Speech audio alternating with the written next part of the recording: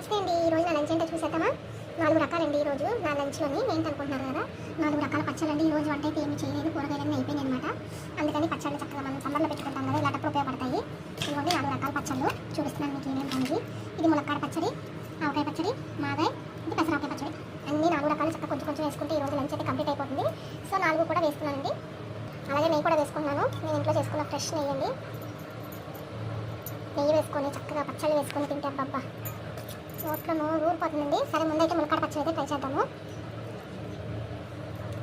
ఇదిగోండి ములక్కాడ పచ్చడితో ట్రై చేద్దాం. ఇదిగోండి ముందైతే ములక్కాడ పచ్చడి అయితే కలిపాను.